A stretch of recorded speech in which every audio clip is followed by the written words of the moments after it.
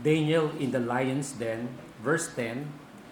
Now when Daniel knew that the writing was signed, he went home, and in his upper room, with his windows open toward Jerusalem, he knelt down on his knees 3 times that day and prayed and gave thanks before his God, as was his custom since early days.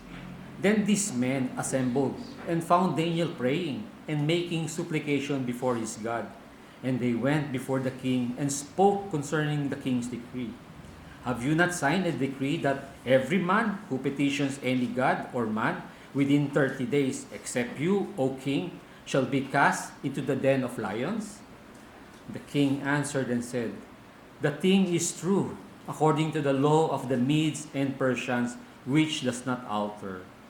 So they answered and said before the king, that Daniel, who is one of the captives from Judah, does not show due regard for you, O king, or for the decree that you have signed, but makes his petition 3 times a day.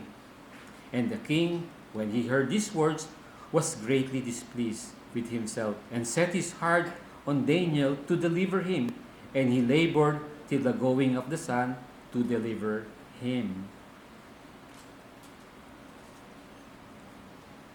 So,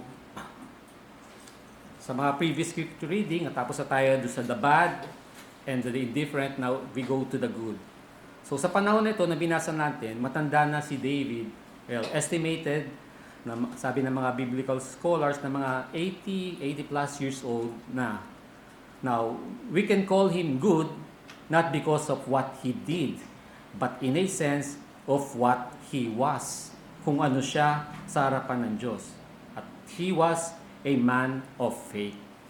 Yung kanyang relationship with God ang pinakamahalaga sa kanyang buhay. Tama ang kanyang mga priorities at walang pwedeng humadlang sa kanyang personal devotion sa Diyos. No matter how Babylonian he was in lifestyle, kasi nga, estimate ng mga biblical scholars, mga teenagers pa lang sila nung sila ay nabihag. So roughly mga 16 to 18 years old, nung naging captive sila at dinila sila doon.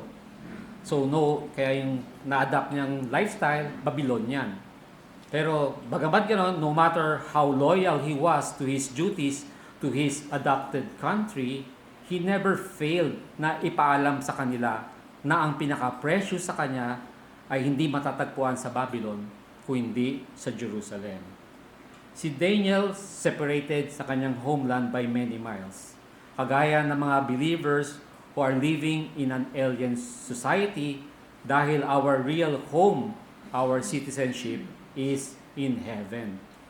Inalaw ng Diyos na ma-exile ang people of Israel para tuluan sila na ang relationship nila sa Diyos hindi nakadepende sa external na bagay kagaya ng temple, bagamat mahalaga din naman yon, kundi sa obedience, personal devotion, and love. Daniel was one of God's success stories. There was a real bond between them. Pero ito ay dapat i-maintain, hindi automatic. Paano kaya niya ginawa ito? It was through his habit of daily communion with his God. Wala naman Hebrew place of worship sa Babylon kagaya ng temple or synagogue, kundi mga heathen temples lang ang available.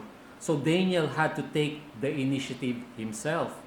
Sa verse 10, meron siyang nilaan na room doon sa roof chamber sa kanyang bahay kung saan niya tatagpuin ng Diyos 3 times a day, araw-araw. Matuturing natin itong isang pointer para sa atin that we must choose to make a space in our daily schedule for prayer. It does not just happen by itself. Sabi din sa verse 10, Daniel kept a window open towards Jerusalem. Now, there is a lovely symbolism here. It speaks to us of an attitude towards God. Daniel's heart and soul were open Godward. So often, our souls are facing the Babylons of life, mga influence ng mundo. So we're bogged down with the problems and perplexities of life, and we forget that the great God whom we love and worship, the God who is on the throne. Facing Jerusalem was a conscious act of faith in God, that He would work out His purposes even through outward circumstances were far from favorable. Itong si Daniel, wala siyang pake kung sino man ang makakita sa kanyang prayer time sa Diyos. Marahil, napagsasalitaan siya, napagbubulong-bulungan siya behind his back kapag hindi siya nakaharap. Siguro sinasabi nila, ano kayang pinaggagawang kalokohan nito? Bakit kaya nag-aaksaya ng panahon nito sa prayer? Hindi naman nila naintindihan. Gaya ng sinabi ni Apostle Paul, the man without the Spirit does not accept the things that come from the Spirit of God, for they are foolishness to him. 1 Corinthians 2 verse 14. Marahil yung mga nakakakita sa kanya, sa una tinatanggap siya with amused tolerance. Pero nung ipopromote na siya sa pinakamataas na position sa gobyerno, naging threat si Daniel sa kanila. At yung faith niya sa Diyos ang naging opportunity nila para mabuhos yung kanilang galit kay Daniel. Nang malaman ni Daniel yung kanilang evil scheme, ano kaya ang kanyang reaction? Nagpanik ba siya? Ito ang sabi, nung narinig niya o nung nalaman na niya na napirmahanan ni King Darius. 3 times a day, he got down on his knees and prayed, giving thanks to God, just as he had done before. So he kneeled down on his knees. Bagamat hindi naman mahalaga ang posture, kung nakatayo o nakaupo o nakaluhod tayo pag tayo nananalangin, ang importante ay yung attitude ng puso na dapat nakaluhod sa harap ng Diyos na nagpapakita ng humility, reverence, and submission. Our God invites us to come freely but not flippantly to the throne of grace. Ang prayer ba ni Daniel occasionally lang? Kapag may mabigat na problema? Hindi. He prayed 3 times a day, every day. Alam natin na busy din si Daniel dahil mataas ang posisyon niya sa affairs of the state. Kaya kung meron mang siyang valid excuse, si David, meron siya. Pero malinaw na ginawa ni Daniel na priority ang prayer. Para kay Daniel, hindi lang to supplemental or optional ang prayer. Ito ay fundamental part of his life. Dr. W.E. Sangster wrote, if you are too busy to pray, then you are too busy.